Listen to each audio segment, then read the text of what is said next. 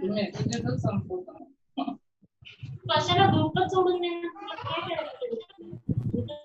हुआ क्या ये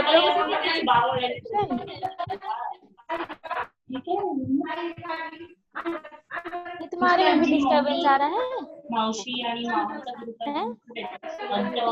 Scalp. कौन है?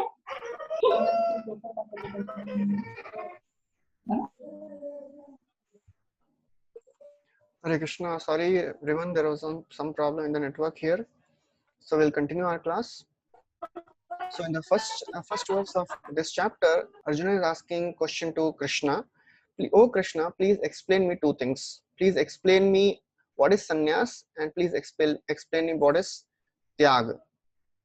So then in response to that, so we'll discuss that what is sannyas and what is tyag. So Krishna says in response to this inquiry that this sannyas and tyag, they are two things which are almost similar, but there is some difference in the consciousness. So we have to understand that, actually there is no connection with what Krishna ended in the 17th chapter and this question which Arjuna is asking in this chapter. So in the 17th chapter end, Krishna has described about asat. What is asat and what is sat?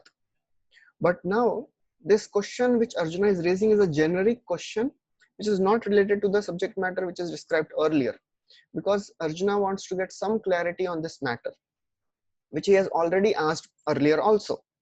So therefore, in response to this question, basically Arjuna's question is, should I renounce in spirit, or should I renounce in action also? The same question which Arjuna has asked in the 3rd chapter and 5th chapter. Again, he is asking in the last chapter of Bhagavad Gita. So in response to that, Krishna describes what is sannyas and what is tyag. Kamyanam karmanam nyasam sannyasam kavayo viduhu sarva karma phalatyagam prahustyajam vichakshanah kamyanam karmanam nyasa. So that means giving up activities that are based on material desire, and that is what vidu, kavayo vidu, that is what great learned men they call as sannyas. So what is sannyas? Giving up those activities which are based on material desire. So giving up kamya karma is sannyas. And then sarva karma phalatyagam prahustyagam vichakshanah, and giving up results of all the activities is what is called as tyaga by the learned people. So we'll see there are two types of activities. There are some activities which are called nitya karma, and there are some activities which are called kamya karma. So nitya karma means standard daily prescribed duties. For example, for a brahmana, the sandhya vandan is a daily prescribed duty which he has to do. And what is kamya karma? Kamya karma means that activity which is done which is to fulfill some material personal desires. And for example, it is given putra kamyashti yajna. So some sacrifices which are done to get something, some material desires are there and they have to be fulfilled, and to fulfill those desires some activities are performed and they are called kamya karma. So what is sannyas and what is tyaga? So sannyas means this person, he gives up kamya karma. Kamya karma means those activities which are based on material desire, but he does not give up nitya karma. So nitya karma means some daily prescribed duties. So sannyasi, he does not do the actions of a householder, that we have to understand. He does not perform the actions which are done in a household, that is to fulfill some material desires. And what is tyag? Tyag means he performs all kamya karma and all nitya karma, but without seeking any result. So that is the difference between sannyasa and tyaga. He performs both. He performs nitya karma also and kamya karma also, but he is not attached to the results of those actions. So tyag is what is Krishna is telling Arjuna to do. Krishna is not telling Arjuna to take sannyas. Sannyas means giving up kamya karma and giving up and but performing nitya karma. Krishna is telling Arjuna, oh Arjuna, you do your kamya karma also, nitya karma also, but offer all the results to me.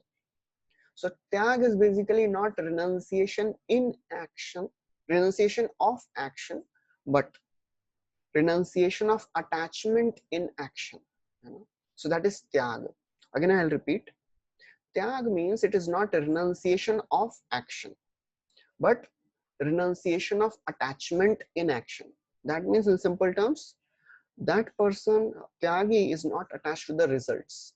He is doing everything for Krishna. So basically, this Tyagi is a Nishkam Karma Yogi. So that is what Krishna is telling. So then, Krishna again goes into the more explanation. He says there are two types of opinion about Tyaga. What is Tyaga? There are people who tell different things about this Tyaga. He says, Tyajyam dosho ityeke karma prahur manishinaha yagyadana tapah karma natyajyam iti chapare. Some learned men, manishina means learned men. Some people who are learned men, they declare that Tyajyam, all kinds of fruitive activities should be given up as faulty. Doshavat, all activities are faulty and they should be given up. But there are some other people, other sages who say Yagya, Dana, Tapah and Karma. These four activities should never be given up. The activities of sacrifice, charity, penance. These activities are never to be given up. So therefore, it is important to understand that Krishna is acknowledging that these people who say that there are some activities we have to give up completely these activities, Krishna is acknowledging that also. Krishna is saying they are manishinaha, they are thinkers. You know? Although Krishna does not agree with that. You know, Krishna is not agreeing with what they are saying, but he is still acknowledging by calling them manishinaha. So therefore, Krishna is teaching a very wonderful lesson here. In life also, in our daily activities, in our daily dealings with people, we'll find some people with whom will not agree. And we know for sure their opinions are wrong. But Krishna is saying all opinions deserve to be respected. We have to respect all opinions, you know, and we don't have to just put them down. Just don't shoot any opinion down because you know that this is wrong. No, just appreciate that. Oh, some people are saying this thing, some people are saying these things. I appreciate, because Bhagavad Gita, Krishna very clearly says what is the conclusion. So therefore, if somebody is just acknowledging, that does not mean we are agreeing with their opinions. You know? So we have to appreciate others' intelligence. So that is what Krishna is teaching here. So there are two types of opinions which Krishna is giving. Tyajyam, giving up all fruitive activities as faulty, and na tyajyam iti chapare, never give up the acts of sacrifice, charity and austerity, because Krishna is saying one incurs no sin from performing what is prescribed in the Vedas. So after describing this, Krishna, he describes different opinions. After describing different opinions about Tyag, now Krishna states his own opinion. Now what does he think? In third verse, he has described what others think. Now Krishna will describe what is his opinion. So the fourth verse, he says, Nishchayam shinu me tatra tyage bharata sattama tyago hi purusha vyagra trividha samprakirtitah. So he says, oh best of the Bharatas, Bharata Sattama, Nishchayam shinu, please hear my judgment about renunciation, about tyag. What is that? Tyago hi purusha vyagra trividha. O purusha vyagra, o tiger among men, tyag is also of three kinds. So why is Krishna talking addressing Arjuna as purusha vyagra? We have to understand, whenever Arjuna is speaking, addressing Krishna in some way, or Krishna is addressing Arjuna in some way, there is a purpose behind it. It is not like us. We can call our friends by any nickname or ill name, and it may not be having any logical understanding. Just मेरे मन में आया तो इसको थोड़ा सा ऐसा मजाक किया. But when Krishna is saying Purusha Vyagra, there is a reason. So why Krishna is calling Arjuna as Purusha Vyagra? Because he's saying, tiger is not disturbed by small animals. So therefore, oh Arjuna, you should also not get disturbed by all these small conceptions. You are a Purusha Vyagra. You are a great person. Don't get disturbed by small conceptions. Then, after telling the fourth verse that renunciation is of three kinds, Krishna describes what is his opinion. Yajnana tapa karma na tyajyam karyameva tat yajnodhanam tapaschaiva pavanani manishinam. Yajna, dana, tapa and karma. So activities of yajna, sacrifice, charity and austerity, these are not tyajyam, they are never to be given up, because yajnodhanam tapaschaiva, because these activities of sacrifice, charity and penance, pavanani manishinam, they purify even the great souls. So therefore Krishna is telling that even manishinas, they get purified by yajna, dan and tapa. So we should continue practice of yajna, dan and tapa. So therefore it is important to understand that these are the rituals we practice in spiritual life, and therefore same rituals we practice in spiritual life bhakti also. In the process of bhakti, we have to do some sacrifice, some charity and some penance, some tapasya. These should never be given up. Even advanced devotees, they do the daily rituals. Just like, this following of Ekadashi Vrata. It may become a kamya karma for somebody. In the Vedas, there is a Ekadashi Mahatmya. For every Ekadashi, there is a result which one gets. And most of the time, it is a fruitive thing. Karmic karma kandi, it may look karma kandi. But as a devotee, we should know why we are doing this Ekadashi Vrata. Madhav Tithi Bhakti Janani Jatane Palana Kari. We are practicing Ekadashi because it is helping us to come closer to Krishna. It is taking us to the not Dharma Artha Kama Moksha. It is taking us to the Panchama Purushartha, that is Prema Pumarto Mahan. So that's why Krishna is saying Yajna Dana Tapaschaiva Pavanani Manishinam. So these activities of Yajna, Dan and Tapa, they purify even great souls. And Prabhupada in the purport, he talks about Vivaha Yajna, that how this ceremony is there to regulate the human mind so that it may become a peaceful environment for spiritual advancement. Then after describing this, he describes the mood behind performing these actions. First, he said that you should never give up Yajna, Dan and Tapa. Now in the sixth verse, Krishna says, what is the mood behind performing these actions? He says, Etanyapi tu karmani sangam tyaktva falani cha kartavyani ti me partha nishchitam matamuttamam. Etanyapi tu karmani. Etani, all these activities should be performed sangam tyaktva. This is the same theme which Krishna has described n number of times, from second chapter, third chapter, fourth chapter, fifth chapter, every chapter Krishna has said the same thing. Do your activity without attachment to the results of action. Sangam tyaktva falani. Don't be attached to the fruits of the results, fruits of the actions. Therefore, then why one should do work? Somebody may say, result ही नहीं चाहिए तो क्यों करना है? Kartavyani iti. One should work as a matter of duty. That is the same instruction which Krishna gave to Arjuna in second chapter 38th verse. Sukha dukkhe same kritva labha labha jaya jayo tato yuddha yujyasva naivam papam apsasi. Don't be attached to the sukha and dukkha. Just do work as a matter of duty. And there Krishna says nishchitam. Here Krishna is saying nishchitam matam uttamam. This is my final opinion. So in the previously Krishna said nishchayam shrinu me tatra tyage bharat sattama. Just hear properly. And now Krishna is describing his final opinion. What is his final opinion?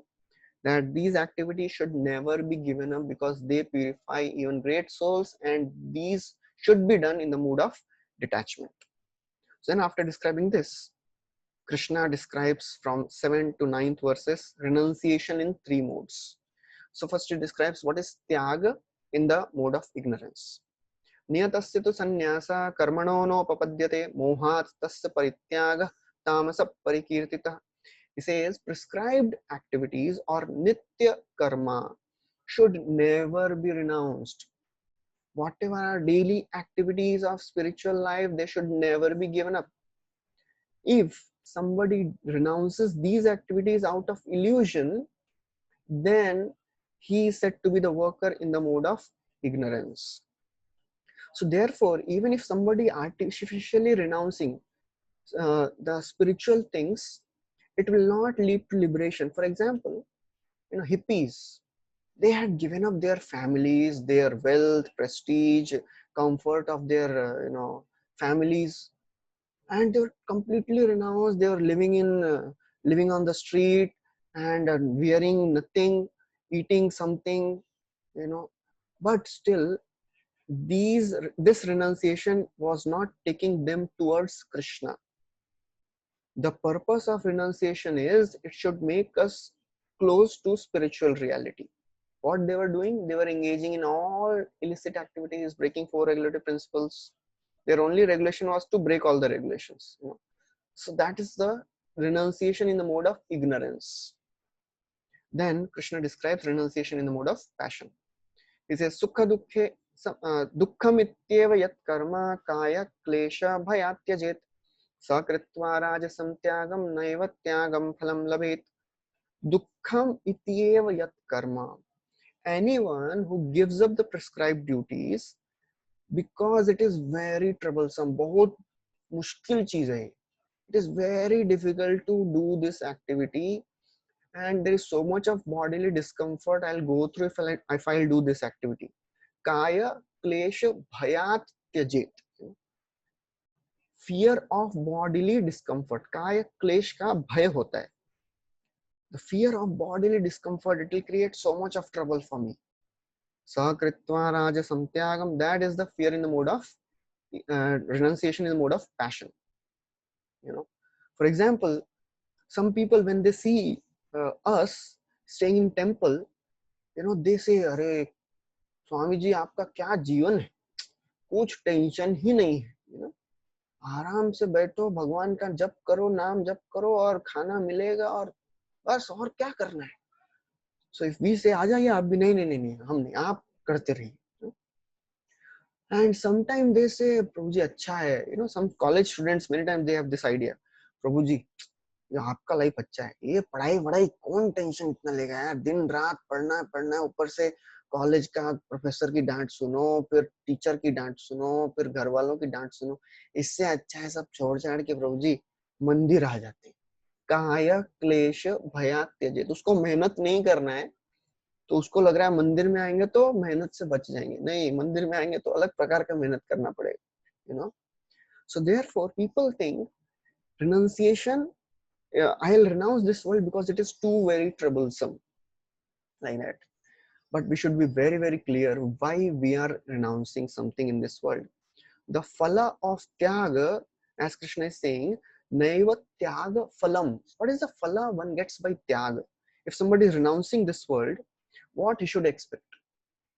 That means renouncing this world means renouncing the action results of the actions. There are 2 results of phala tyaga. The first is illumination and second is purification. Illumination means we come to the spiritual reality. We understand what is this world and what is the spiritual world. Second is we get purified of the material existence.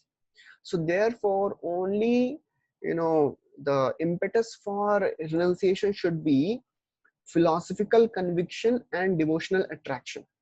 Philosophically we should be convinced and devotionally we should be attracted to Krishna. Otherwise, if we are just renouncing something because this world is troublesome, then that renunciation will not last, because now you are suffering. That's why you are thinking, somebody may think, अरे यहाँ बहुत trouble है, इधर घर में कितना tension है, छोड़ो, जॉब पे जाना है, घर वालों को देखना है, छोड़ो यार इतना कौन टेंशन ले. And he'll come here. After some time, mind will say, अरे इधर भी वही प्रॉब्लम है यार.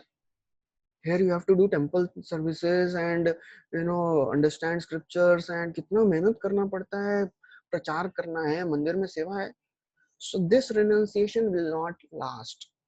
So renunciation, somebody thinks जीवन में कुछ इच्छा नहीं होगा ना, ये भौतिक चीजों की इच्छा से परे हो जाएंगे, then you can renounce this world. But actually renunciation is not lack of material ambition. Renunciation is the desire for, their renunciation is a super ambition, desire for higher realities. So that should be the impetus for the renunciation. Otherwise it is in the mode of passion. So therefore kaya klesha bhaya tyajet should not be the motivation for renunciation. So like that. Then in the 9th verse, Krishna says what is the renunciation in the mode of goodness. He says कार्यमित्येव यत् कर्म नियतं क्रियते अर्जुन संगम त्यक्त्वा फलं चैव सत्यागः सात्विको मतः. So he says karyam ityeva yat karma, one should perform his prescribed duty because niyatam kriyate, because it is ought to be done. It is a duty, therefore I have to perform this duty and I have to renounce the results of the actions. So that is renunciation in the mode of goodness. We are doing something because it is ought to be done and I am not interested in the results of the action. So that is the action in the mode of goodness. That is renunciation in the mode of goodness, and that is action in the mode of goodness.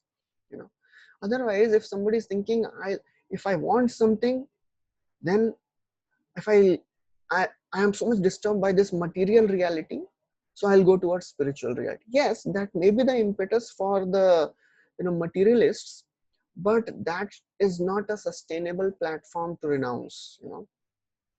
You think now after some time mind will become stable, and then mind will say, okay, I think last time na mere grah अच्छे नहीं थे, last time it was not good, stars were not in favor of me, that's why I could not enjoy. Now try again, because the nature of this world is, I had said earlier also, Maya Devi never makes one, she's so cunning, she never makes one hopelessly frustrated. She keeps one hopefully frustrated. Hopelessly frustrated means ये दुनिया में सुख है ही नहीं. That experience and that conclusion will never come, because after every hopeless case, after every anxiety, depression, after few months, mind will say, नहीं इतना भी बुरा नहीं है यार, there is some good thing, I can try again. One time devotees, they had made a huge cake, and it was a installation ceremony of the deities, and they had prepared a huge cake, and then Prabhupada was also there. So installation was done and this cake was offered to deities, and then after that everybody was waiting to eat, honor that prasad. So then because it was very nicely made, all with all icing done, and it was looking really tasty and was smelling also very nice. So then after everything is done, devotees sat, everybody came with their bowls and plates, and first person, he was given a slice of the cake.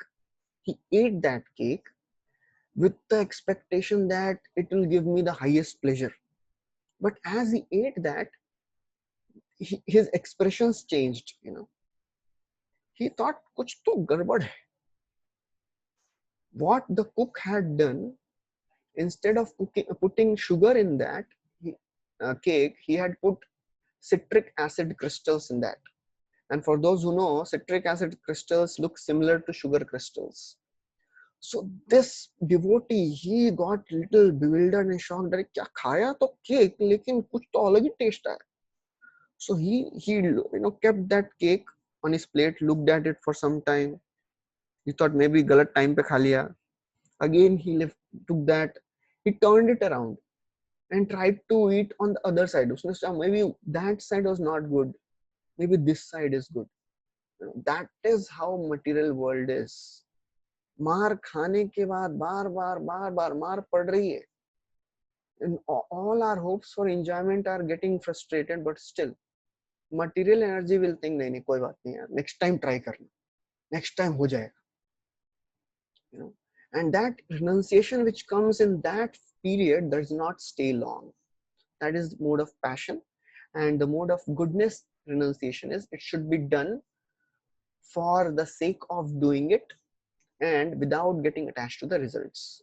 And then in the 10th verse, Krishna says, Na dveshtya kushalam karma kushalena nusajjate tyagi sattva samavishto medhavi chinna samshayah. So he says, who is a wise renunciant? Who is a medhavi? He says, this wise renunciant is neither hateful of the inauspicious work, nor he is attached to the auspicious. Kushale na anusajjate, he is not attached to the auspicious work, and he is not hateful of the inauspicious work. Therefore, he is intelligent person, medhavi, chinna samshaya, all his doubts are destroyed. So therefore, Krishna is saying in this section, the art of work is to work with detachment. Keep doing your activity, whatever services, whatever job we are doing, we cannot give up that. Learn the art of becoming detached from the results. Try to offer the results for the higher pleasure. Why I am doing so? Whole Bhagavad Gita is based on one thing. Why I am doing what I am doing. So the motivation. In fact, the whole philosophy of Krishna consciousness is based on our motivation. Why I am doing bhakti, why I am reading Bhagavad Gita, why I am maintaining my family, why I am going to my job. So these things should be very, very clear. Then after describing this, Krishna says, it is not possible to renounce work altogether.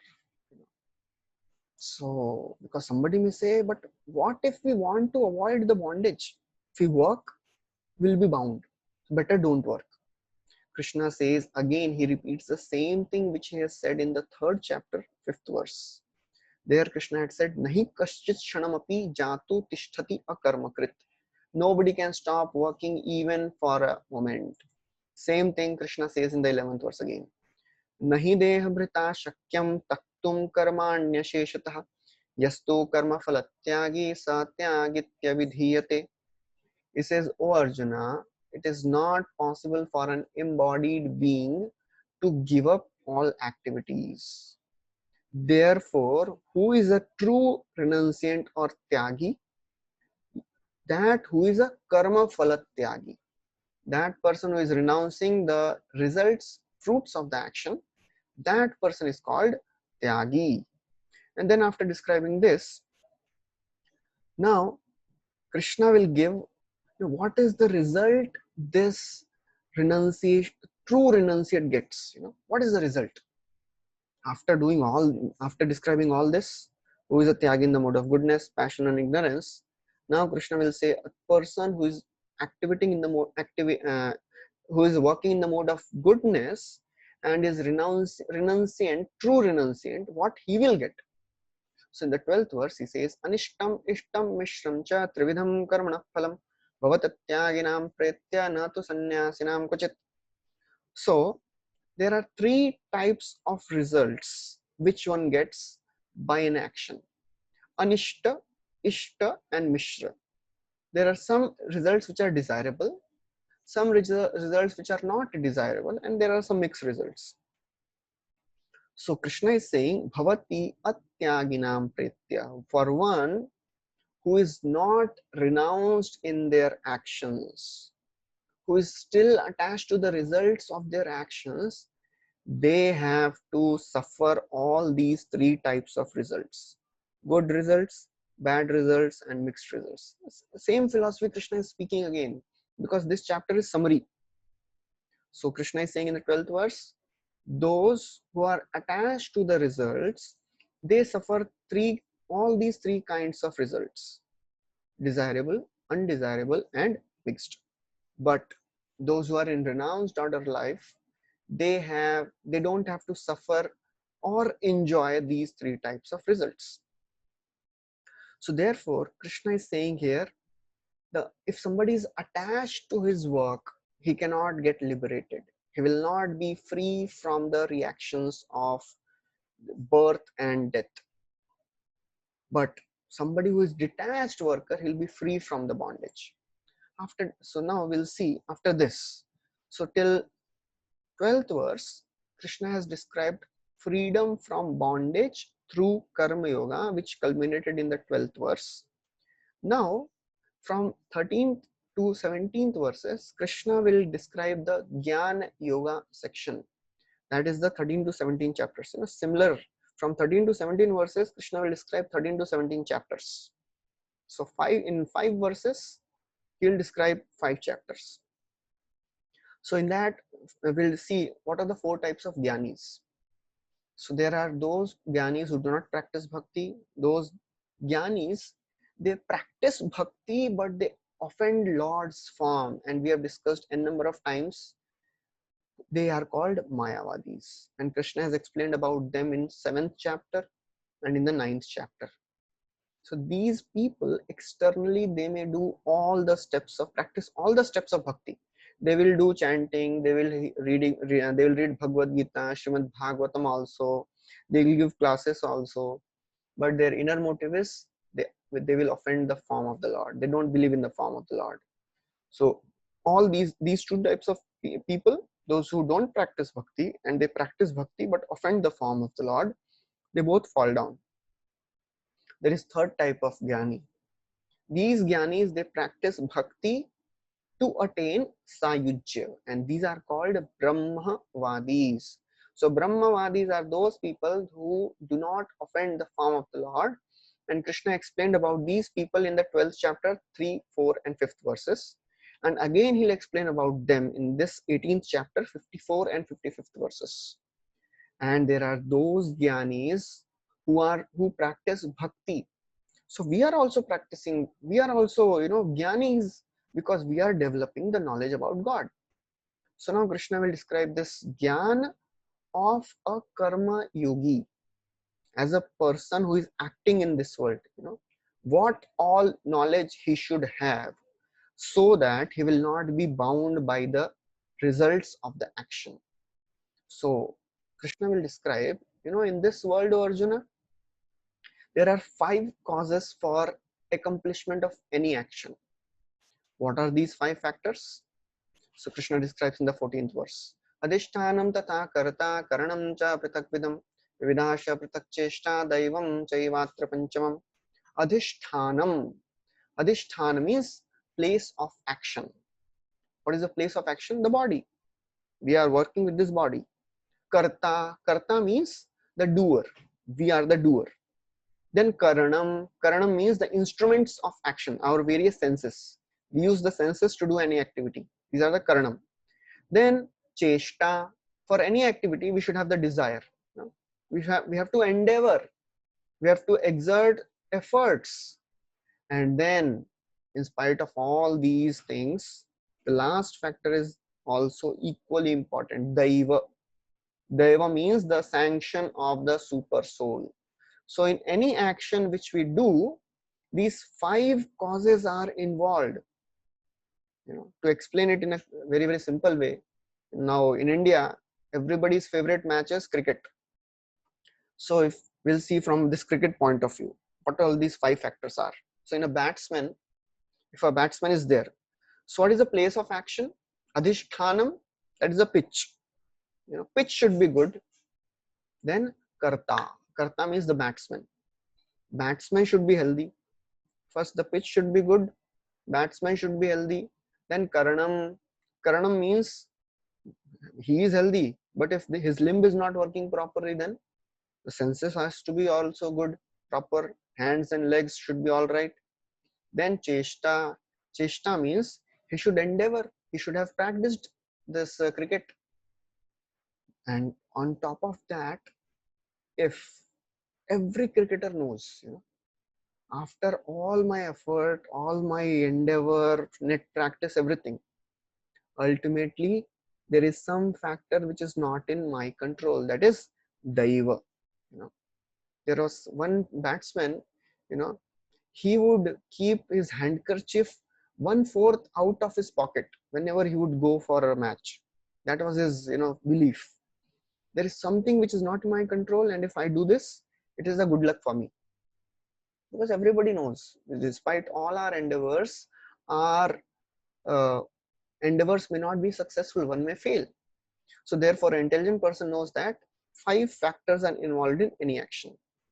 Therefore, in 15th verse, Krishna says, these 5 factors, they are prescribed in the scriptures, and they cause the right action or the wrong action. You know, some people, they act according to the scriptures, some people, they don't act according to the scriptures. So therefore he says, sharirvan mano bhiryat karma prarabhate narah nyayam va viparitam va panchayite tasya hetavah. So whatever right or wrong action a man performs by his body, mind, and speech is caused by these 5 factors.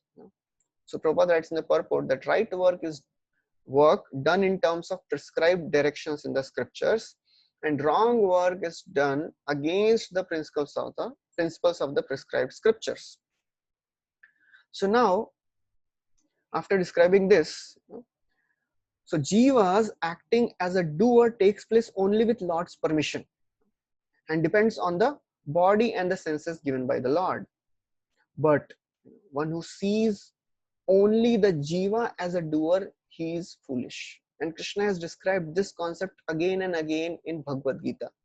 In 3rd chapter also, Krishna has described Prakrite kriyamanani gunai karmani sarvasha ahankara vimudhatma kartaham iti manyate.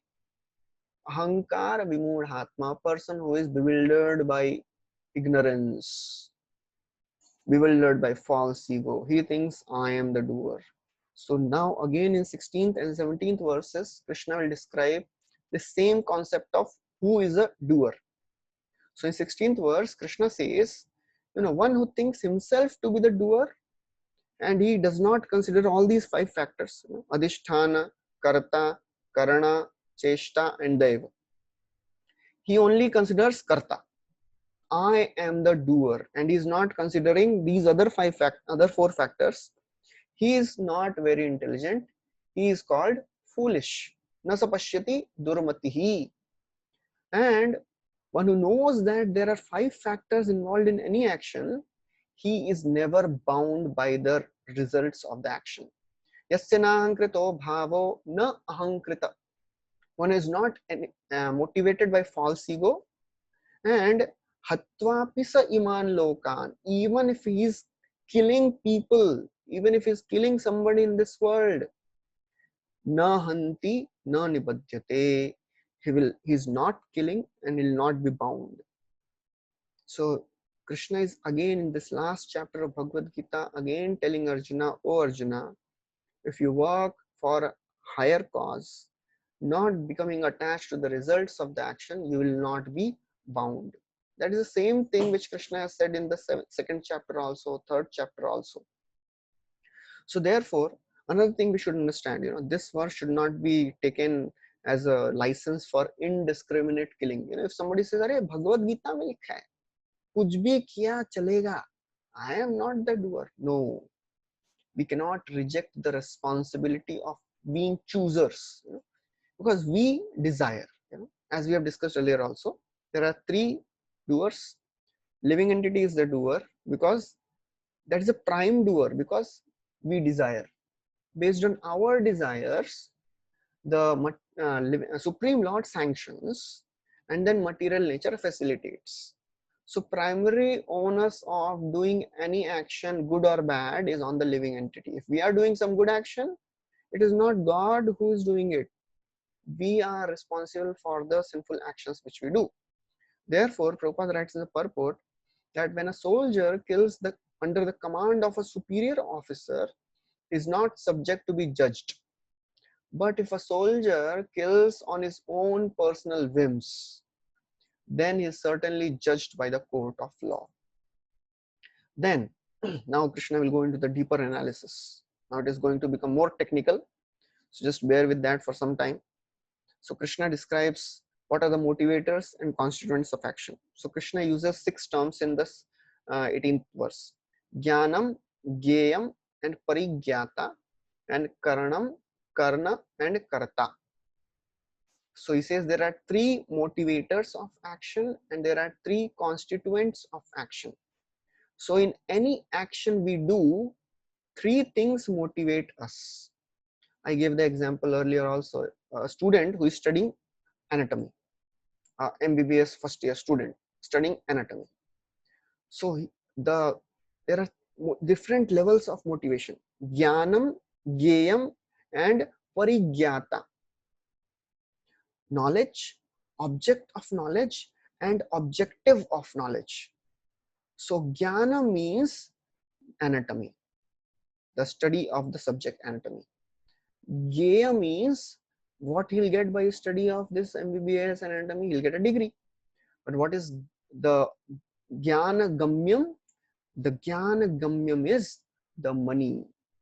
Similarly, Krishna is saying, there are 3 motivators of action in any field: the knowledge about an action, objective of knowledge, and the knower of the results of the knowledge. And then similarly, every action has 3 things: karma, karanam, and karta. The work itself, instruments of the work, the senses, and the doer. So this is some technical details. So then after describing this, Krishna will describe the effects of 3 modes of nature on jnanam, karma, and karta. So that he'll describe.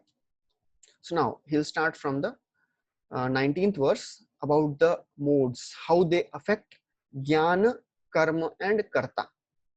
Jnanam karma cha karta cha tridhaiva guna bhedatah procyate guna sankhyaane yathavat shrinu tanyapi. So this jnana, karma, and karta, these have to be understood properly. Jnana means knowledge, karma means action, and karta means doer. So if we want to do any action, if we want to develop some knowledge, so first we have to have the knowledge about the glories of that information which we want to get. If somebody wants to become a doctor, he should have the knowledge of the importance of that doctor and what he will get. So knowledge. Then based on that knowledge, that is the first step. First you have to develop a knowledge. Based on next step, what you should do, you have to understand what all I have to do to get this. If I want to become doctor, kya kya karna padega? And then one will analyze his own position. ये चाहिए मेरे को, उसके लिए ये सब करना पड़ेगा, और उसके लिए मैं कहाँ पे हूँ. So these 3 things are required in any level of any work. What do I want? What is the process? And where am I? So this is a very, very scientific explanation which Krishna is giving about activities which are performed in this world. Now Krishna says there are 3 types of knowledge. First he says knowledge in the mode of goodness. Sarvabhuteshu yenaikam bhavam avyayamikshate. So the knowledge by which, this is a spiritual knowledge. This knowledge makes us understand that all living entities, they are same in their nature. They are all souls. That knowledge is knowledge in the mode of goodness. Then what is knowledge in the mode of passion? Knowledge in the mode of passion means one sees, there are so many different people. Some is black, some is white, brown, some is American, Chinese, Australian, African. So he thinks externals and internals, they are same. बाहर जैसा दिख रहा है ना, वही है. Externals, they are determining a person. So the knowledge in the passion sees the externals and he thinks externals are all in all. That is knowledge in the mode of passion. That is what is happening in today's world. So many things are getting bombarded, media, advertising industry, bombarding things. Knowledge is given. Just see the externals. You try this, fair and lovely, fair and handsome. You'll become beautiful, handsome. Externals have become attractive. So that is knowledge in the passion, mode of passion. And knowledge in the mode of ignorance means this knowledge, yattu kritsnvade kasmin karye saktam ahetukam atattvarthvadalpam cha tattama samudaritam. So this knowledge, kritsnvad ekasmin, he thinks, whatever I know, that is all in all. इसके अलावा कुछ है ही नहीं दुनिया में जानने के लिए. मुझे जितना पता है ना, sufficient है. वही सब कुछ है. He thinks whatever I know is the complete picture. He sees just one part of reality and he thinks that is complete reality. That knowledge is in the mode of ignorance. So that is the primary characteristic of this modern education system. Sorry to say, but all of us have studied this modern education system, which is primarily in the mode of ignorance. The material education, modern scientists, they say life is coming from chemicals. The cloud is, cloud is formed because we know the mechanism. There is no other mechanism apart from that. There is no supernatural power who is working. We know the mechanism. So that is called knowledge in the mode of ignorance. And this knowledge makes us dull and foolish. As Bhaktivinoda Thakur says, that moh jad vidya jat mayar vaibhav tomar bhajane badha moh janmiya anitya samsare jiva ke korai gadha. So this material education, it is the display of the opulence of Maya Devi. Because people think if I work hard, then I will become a successful, happy person. But it does not happen. And the result is person works so hard like a donkey. Jiva ke korai gadha. And the more one gets engrossed in this material education system, the more the inclination for spiritual life goes away. So therefore, this knowledge, which considers one part of the reality to be the totality of the reality. I know this, and there cannot be any other reality than this. There can be no God. As the Watson Crick, who was the discoverer of this DNA model, he said all biologists should know that everything in this world which they see is evolved, not designed. That is his foundation, because he has put that any possibility of somebody who is designing these things. He thinks there can be nothing which can evolve, which can be formed on its own. Everything is coming because of Darwin's theory of evolution. That is his assumption, and people are putting blind faith in that. So that is knowledge in the mode of ignorance. And then the summary is given. Knowledge about the spirit, soul, is called knowledge in the Sattva Guna. Knowledge producing many theories by dint of knowledge, by dint of mundane logic, is knowledge in the mode of Rajoguna. And knowledge which is concerned only with keeping the body fit and comfortable, that is knowledge in the mode of ignorance. Now, Krishna describes action in the three modes. Karma. So karma in the mode of goodness means that action which is performed araga dveshatah kritam, that which is regulated, niyatam, sangrahitam. Niyata means regulated, sangrahita means without attachment to the results. Araga dveshatah, I am doing something because I like it. No, without love or hatred. Or phala prepsuna, without desire for fruitive activities. That is called action in the mode of goodness. And all the varnashram system is designed in such a way that you work but you don't get attached to the results. Then what is action in the mode of passion, karma? That action which is performed only to satisfy one's desires. It is performed because of the ego. This is what the modern civilization is. I am the doer, I am the controller, I can do whatever I want, and all what I will do is to enjoy. If I do this, if I have a big business, big industry, I'll gratify my senses. That's why Prabhupada would call as modern industries as slaughterhouses. These are the modern slaughterhouses. And he will say that these modern industries, they are descriptions of hell. So that's how, sorry, he will say about modern education system to be slaughterhouses, because they destroy our spiritual tendency. And he will say that, these industries, they are hells, because people are working so hard for what? Just to enjoy, some sense gratification. Kriyate bahula ayasam, with great effort. Workers, laborers are working whole day for some amount of money. Many people, they come from the villages to the cities thinking that they'll get more money. In the village they were happy, having a land and a few cows. But they think, the level of enjoyment, the standard of advancement means we should be staying in the city, and they give up their peaceful farming and whatever small work they had in their village. They moved to the city to work so very hard. And Prabhupada tells a story. One time a big businessman, he took a break from his job and he went to a village to relax.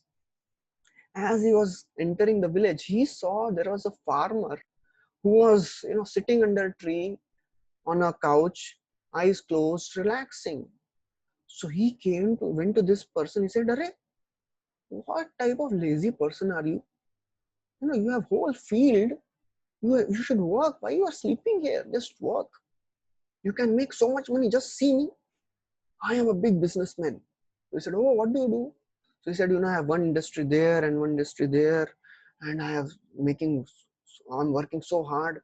Said, "Oh, so after working hard, what you'll do? So I'll get so much money. Okay, with that, then what you'll do? Then I will, make a big house. I have already a big house. I'll increase my property. Oh, with that, then I'll make my children go to a very good school and I'll make them educated. So then after that, I'll get them married. After that, then they will help in my business and they will also assist me. So then after that, what will do? Then at the end, I'll transfer everything, give everything to my son, and then I'll come and then I'll relax here." The farmer said, "That is what I am doing now. Why to engage in all the big circle just to do the same thing?" So that's why this modern education system and modern industries, they are destroying our time. They are destroying our spiritual tendency, inclinations. So that is the bahulaya sam, intense work. And that is what is work in the mode of ignorance. Anubandham shayam himsam anapeksha cha paurusam. Anubandham means that action which is performed without concern for future bondage. If I do this, I'll be implicated. Anapeksha, without any regard for scriptural injunctions. It is caused to put others into distress, create violence. Mohad arabhyate, performed only out of illusion. Yeah. And we can see the modern terrorism. This is based on this type of activity. So kshaya and himsa. Kshaya means, kshaya refers to things. They will exploit things, and himsa means they will exploit people. They will do they will destroy things and they'll harm people. So this is the activity in the mode of ignorance. After describing karma in the mode of three modes, then now Krishna will describe about worker in three modes, and that will describe tomorrow. So we'll stop here. Thank you very much. Hare Krishna, Srila Prabhupada ki jai, Srimad Bhagavad Gita ki jai. If anybody has any questions, they can put on the chat.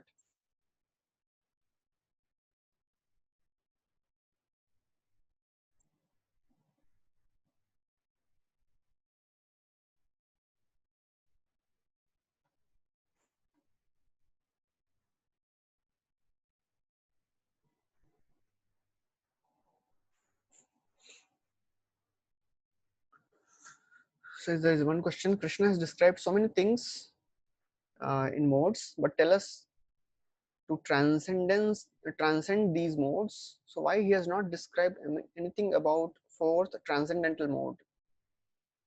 So he has described about transcendence also in Bhagavad Gita. He has described how by practice of bhakti, माम च अव्यभिचारेण भक्ति योगेन सेवते सगुणान समतीत्येतान ब्रह्म भूयाय कल्पते. By the practice of devotional principles, we can transcend these modes. In second chapter, he has described in great detail from 2.54 to 72 what are the activities of a person who is liberated. What does he think externally? Externally, how does he act? Internally, how does he think? How does he control his senses? How does he regulate his senses when he is in the outside world? So all these things he has described to take us to transcendence from the mundane modes. And then again he has described in the 14th chapter. So he has described so many times how to transcend these modes, how to become gunatita. So like that. What to consider the PhDs? See, these PhD means, so one person said if PhD is done for increasing material education, it is like increasing the ignorance. So post graduation study or becoming a professor, masters or PhD, it is like if it is done for material world, then it will increase our material knowledge, then it will increase our ignorance. That we should know for sure. But as devotees, we should know whatever we are doing, it can be dovetailed in the service of the Lord. That is the principle of Yukta Vairagya. So the devotees, they never give up anything because we have to learn the art of utilizing everything in service of the Lord. So whatever our education is, if we are using it to come closer to Lord, to preach the message of the Lord, because there are many of our devotees who are scientists, who are PhDs, and they are preaching to the scientific community, because in that community nobody can enter if somebody is not a PhD. So whatever, that is making best use of the bad bargain.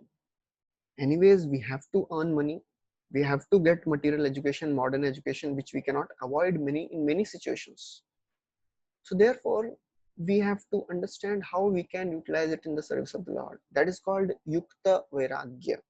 अनासक्तस्य विषयान् यथार्हम् उपयुञ्जतः निर्बन्धः कृष्ण संबंधे युक्तं वैराग्यम उच्यते.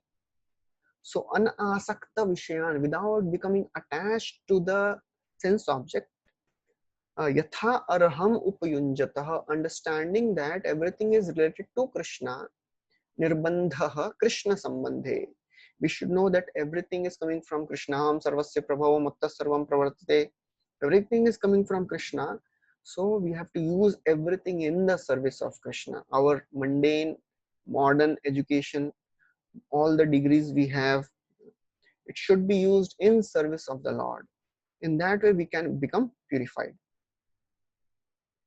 As Mayavadis also study scriptures and are knowledgeable, so they might be knowing the definition of Mayavad as well. Do they have a different definition of Mayavad from their point of view? Yes, of course. So Mayavadis, because they have firm conviction that this is the actual philosophy. As I discussed earlier also, this Mayavad is not a philosophy, it is an emotion. Because everybody of us, we want to become controllers, we want to become enjoyers. That's why we are here in this world. We were not in favor of serving Krishna. We wanted our own kingdom, we wanted to control. So Krishna said, okay, I don't control anyone's free will. You want to do it, you will suffer there, but still we said no, we want. Okay, go ahead. So therefore we have to understand that Mayavad is a concept, it is a emotion.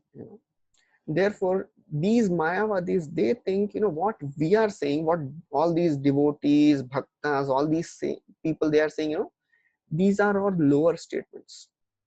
So to understand the Mayavad is a very huge hodgepodge.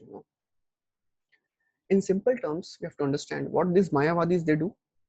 They divide the scriptures into Mahavakyas and Laghu Vakya. So Mahavakya are those Vakya which can be easily misinterpreted. उनको घुमा फिरा के उसका अलग प्रकार का मतलब निकाला जा सकता है. They say these are Mahavakya. And Laghu Vakya are those statements which are very straightforward, and you cannot interpret them. They are lower statements. So, what are Mahavakyas? Tat Tvam Asi, Aham Brahmasmi, Soham. So, these statements are Vedantic statements which can be easily misinterpreted. Tat Tvam Asi means you are that. What it actually means is you are having same qualities as Supreme. So aham, I am also that. Aham Brahmasmi, I am Brahman. Yes, true, we are also Brahman. But Krishna is Param Brahman. So therefore, they think, these statements are Mahavakya, and all the other lower statements are those statements which are describing the form of the Lord, which are describing Krishna to be the Supreme, Krishna to be having a form. These are all lower Vakyas, So that is how they divide the scriptures. So they very well know what we are telling, what I am discussing here. They very well know all these things, but they are firmly convinced about their philosophy, because their philosophy is their emotion, because that was the purpose why this Mayavad was established by Shankaracharya. As Shankaracharya, we know he's Lord Shiva. Lord Shiva, he was given instruction by Krishna.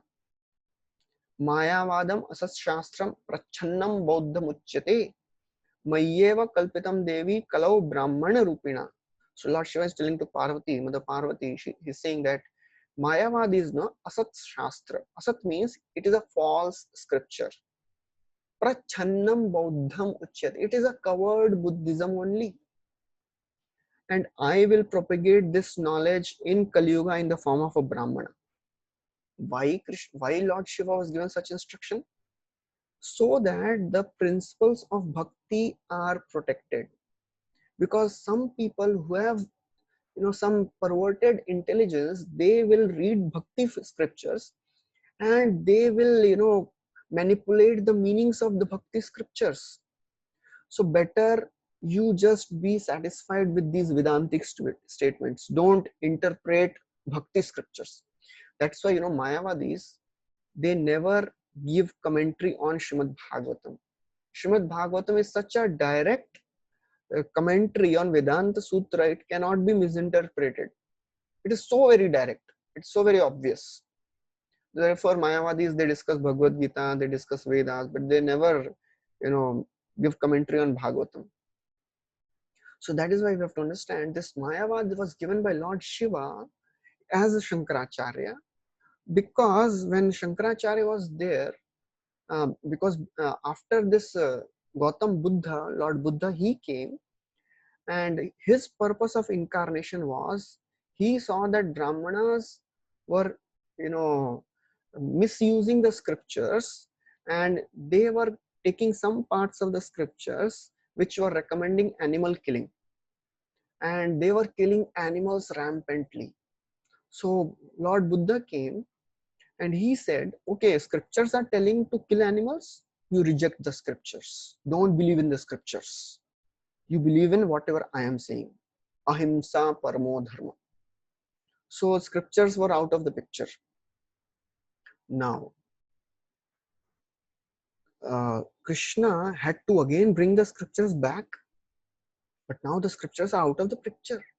So Krishna told Lord Shiva that you go and you explain the philosophy in such a way that the scriptures will come back into picture.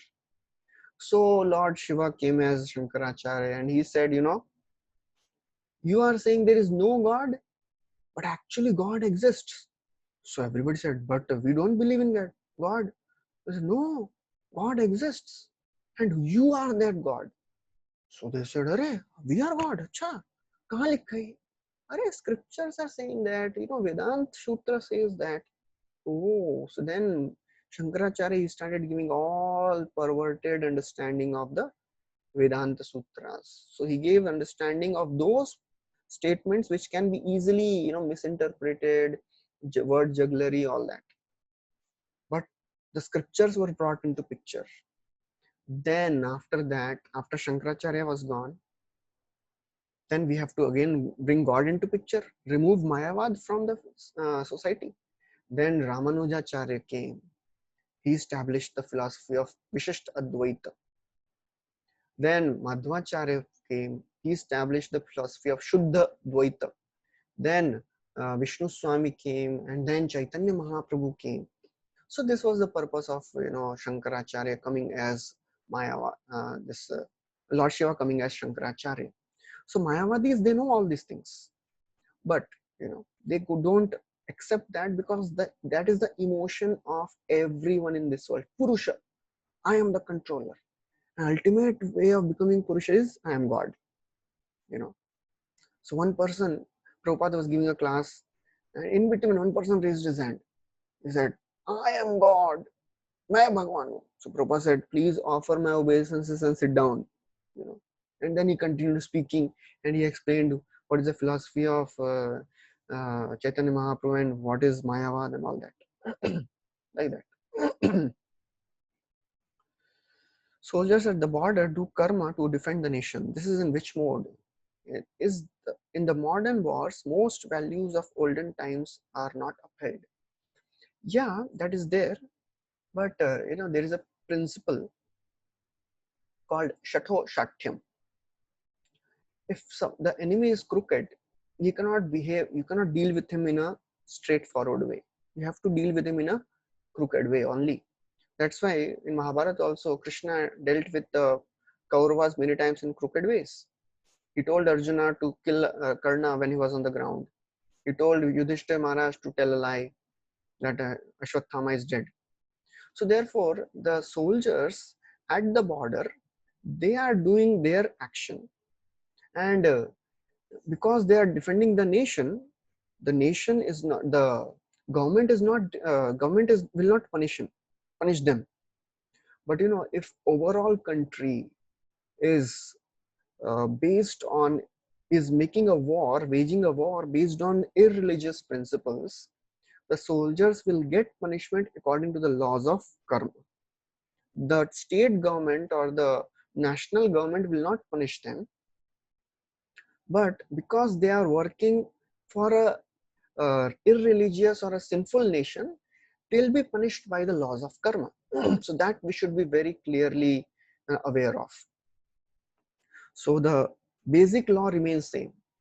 If we are acting for religious activities purposes, then we'll get a good reaction. But if we are acting for some sinful purposes, we'll get a bad reaction.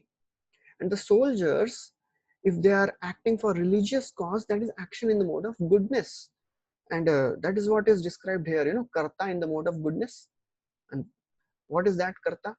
Mukta sango anham vadi. If the soldier is working, fighting without becoming attached to the results, he is fighting with all enthusiasm, dhriti utsaha, with determination, with enthusiasm, siddha asiddhayo nirvikara, without thinking if I'll get success or failure. That is karta in the mode of goodness. The action, the performer may be in the mode of goodness, but if the person for whom he is acting is not righteous, he will also get the reaction for that. That should be very clear about.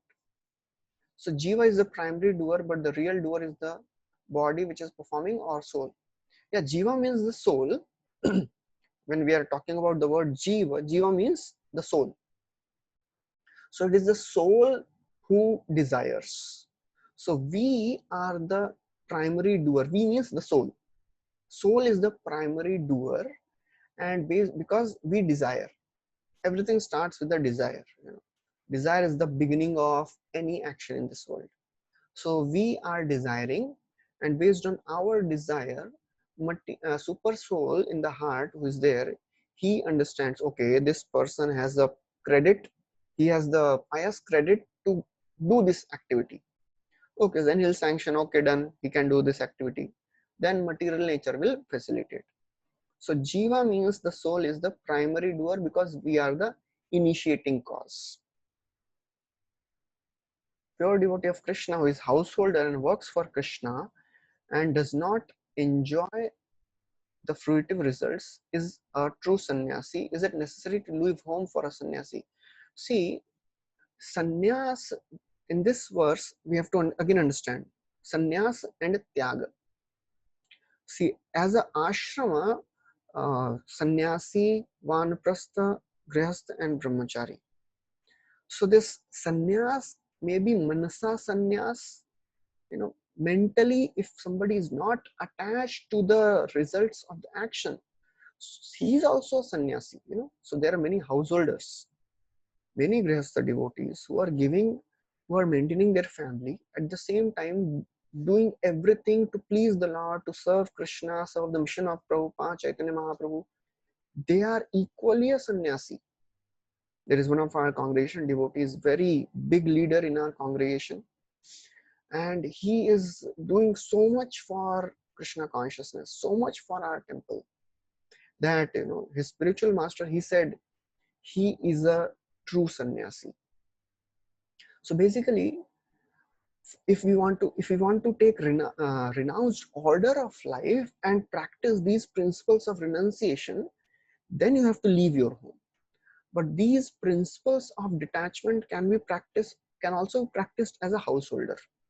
So it is up to a person's uh, inclination, in what way he wants to serve Krishna. A renunciant or a householder, both are equally dear to Krishna. We see in the life of Chaitanya Mahaprabhu, Advaitacharya was a householder and Gadadhar Pandit was a sannyasi. So both were equally dear to Krishna. So Srivas Thakur was a householder.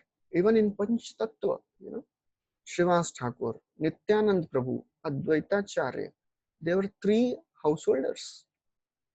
And only Gadadhar Pandit was a renunciant.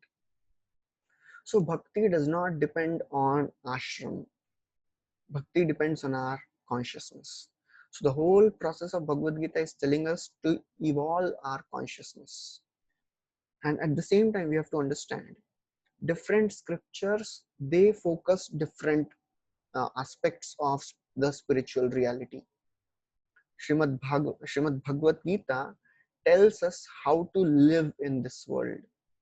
Srimad Bhagavatam tells us how to leave this world. So we have to be very clear about it. We should not mix the mood of the scriptures. So if somebody reads Bhagavad Gita, he says, okay, I have to be in this world. Then if he reads Bhagavatam, he says, hey, Parikshit Maharaj left everything, I'll also leave. You should understand, Parikshit Maharaj did his duty properly. He accepted that the curse of a Brahman as the will of the Lord. Tamopayatam pratiyantu vipra ganga cha devi dhritachittameshe Dijopasrishtam kuhakastakshakova dashatulanga yata Vishnu gatha.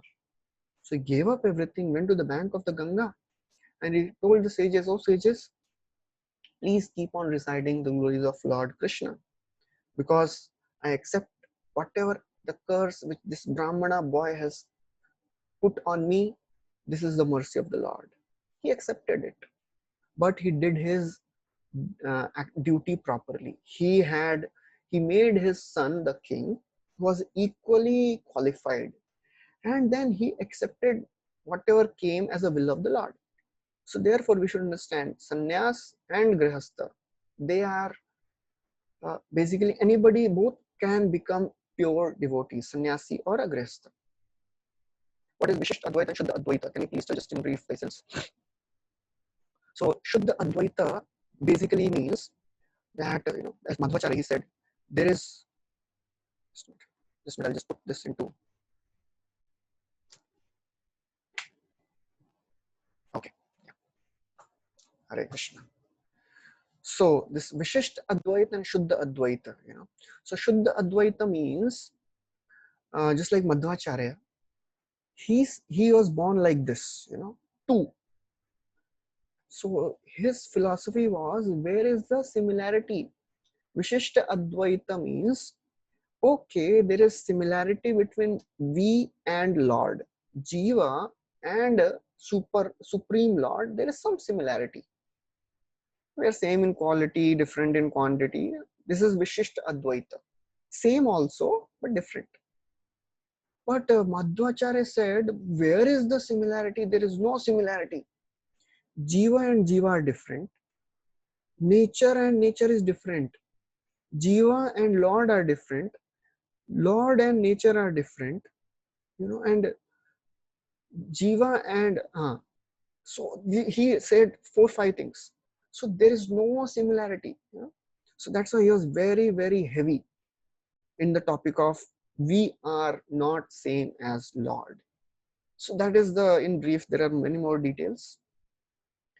If one is unable to understand his own nature and qualities, then how he knows what kind of activities should he do to achieve the ultimate goal? So this concept of what is our nature, what is our psychophysical nature, what is our swadharma. So generally in today's age, it is very difficult to work according to our swadharma. We'll discuss more about this tomorrow, because many times in our modern education system born and we are born and brought up in this modern education system where we are not even given any opportunity to understand what is our nature. We are just put in the same caste. I saw one picture. There was various animals who were standing in a line. A fish also, a dog, an elephant, a camel, a giraffe, a tiger, a cat. Everybody was there. A snake, monkey. And the test was, whoever can climb, and there was a tree in front of them. The test was, whoever can climb this tree will become the winner. Then you will think, what is the question of giving this type of test? It is all unfair. But the problem is, this is what is being done in the modern education system. Different people have different capacities to understand. Just like I remembered one time somebody had shared this. One time a small boy was there in the school, and his teacher was trying to teach him the spelling of the word, electricity.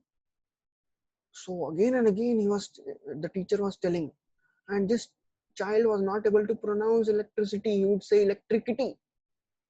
After so many of the attempts, the teacher got frustrated. He called his father. Father came and this teacher complained, अरे मैं 10 दिन से तुम्हारे बच्चे को सिखा रही हूँ इलेक्ट्रिसिटी बोलो, समझता ही नहीं, इलेक्ट्रिसिटी बोल रहा है. So father said, what can you do, madam? That is his capacity. So everybody's capacity is different. So therefore it is very difficult to understand what is our nature in this modern education system. Everybody has to give the same exam, same education system, and that is the problem. Many people are not satisfied with their jobs because they are not doing things which they like to do. What is their nature? So basically there's something which we cannot avoid now, but there in other activities we should do what we like to do, and we should do whatever we are competent in doing. So how should we know what is our nature? Two things: we are comfortable doing it, and we are competent in doing it. So we are comfortable. I am comfortable doing this activity. For some people, reading handling money is very easy. They can handle numbers and money very nicely. They are in ecstasy. There are some people who cannot handle money. You tell them to study the books, they can read books at length, but पैसा deal करने के लिए मत बोलो. You tell me to manage. You tell me to manage organization, I'll manage. But I cannot deal with money. I can deal with people. I cannot deal with money. So everybody has a different nature. So if somebody is comfortable doing something and is competent in doing something, that is his nature. So therefore we have to do our basic daily activities. We cannot stop doing that now. and we have to live with it. At the same time, when it comes to spiritual reality, we have to understand in the spiritual reality also, in our spiritual circle also, there are some activities which we have to do. There are some services which we have to do, and there are some services which we like to do. So we have to do both activities. The things which we have to do, they purify us. Things which we like to do, they help us to continue. So that is what we have to understand. For example, somebody may like book distribution, and somebody may like reading Bhagavad Gita, Bhagavatam. And if the person who likes reading, he's told, "Arey book distribution karo," then he should not say, "Arey mujhe pasand nahi hai." He has to do that. He should do that because these activities will purify him. At the same time, he should continue reading Bhagavad Gita, Bhagavatam, because that will inspire him to continue the practice. Like that. As we are Satchidananda by nature, but presently we are under the modes of nature. Can this state experienced in this material creation through bhakti yoga, or can this state be achieved only in the spiritual? Okay. So there are two types of realized souls. One is a Jivan Mukta and other is Videha Mukta. So Jivan Mukta means those people, they are staying in this world but still they are liberated. They are Gunatita. So there are three types of devotees. One is a Gunatit and Swarupa Siddha. Gunatit means he has transcended these modes, and I am talking about people who are living in this world. So basic thing is we can be liberated even in this body. Even in this body, there are three types of liberated beings who are living in this world. First is Gunatita and Swarupa Siddha. They have transcended the modes of material nature and they know what is their Swarupa in the spiritual world, just like Raghunath Das Goswami and all the Goswamis. They were for sure liberated beings and they knew what is their Swarupa in the spiritual world. They were Manjaris. First level. Second level, Gunatita but not Swarupa Siddha. These people, they have transcended the modes, but they have not yet realized what is their position in the spiritual world. So these type of persons, they have one leg in this world, other leg in the spiritual world. In due amount of time, they will also realize they chale jayenge. Third type of people are important to understand. These are not Gunatita, not Swarupa Siddha, but they are serious sadhakas. That are we. We are also liberated. Time is separating. As Prabhupada was there in America, and he was sitting on a bench. It is initial days of ISKCON, 1965, 66. Prabhupada was alone. One person came and he sat besides Prabhupada and said, "Swamiji, who are you? What is your mission?" Prabhupada said, "I have so many temples all around the world. I have thousands of disciples." And but this person said, "But Swamiji, I am not seeing anyone here." Prabhupada said, "Time is separating. That's all." So similarly, there are some people who are serious sadhakas, and because we are seriously struggling, in due course of time, we will also become liberated beings. All we have to do is continue struggling. That's all. We always need some motivation to do some work or prayers, even as a duty. Sometimes we subconsciously do because we have motivation. Is there any way to avoid this completely? Yeah, in our conditioned state, we cannot avoid working without any motivation, because motivation, it helps us to perform some activity, but at least we should know, we should have this understanding that this is not the right level of work just for results. So therefore, when we go in front of the deities, we should pray, "Oh my Lord, I don't know what to ask. That's why I'm asking all these things. Please give me intelligence. Please purify me of my desires so that one day I can ask what I should ask. You know, I should ask, I should be able to ask for pure devotional service.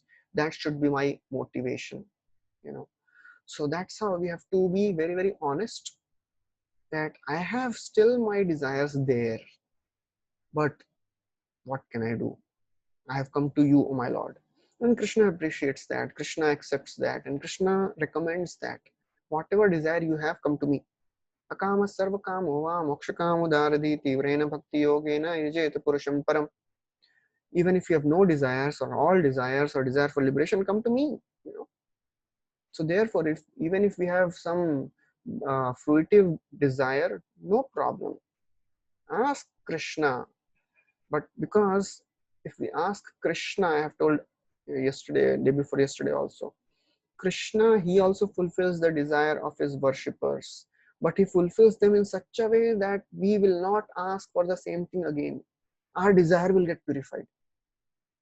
So that's how we have to understand this motivation is there because we are still conditioned. But we have to keep on working for Krishna and please keep praying to Krishna that please give me desire, proper desires. Then in due course we'll get purified. Okay, thank you very much. Hare Krishna. We'll stop here. We'll continue tomorrow and we'll complete Bhagavad Gita tomorrow. Thank you very much. Hare Krishna. Srila Prabhupada ki jai. Srimad Bhagavad Gita ki jai.